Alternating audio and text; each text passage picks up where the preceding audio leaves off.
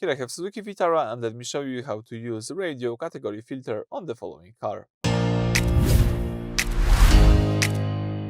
So at the very beginning, let me start by using the Suzuki Infotainment system. Now let's find here and select the gear icon, so the settings from the bottom of the list.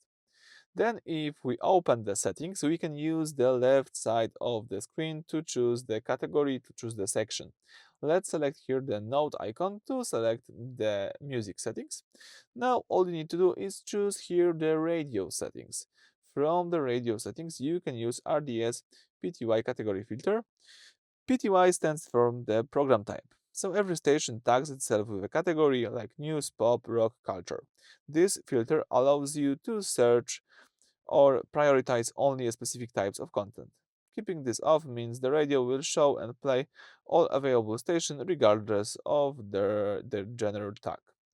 So generally, you can now tap this category filter, enable it, and for example, if you're only interested in the classical music, you can disable news, talk, sports, popular, and classic, and you can leave only the classics.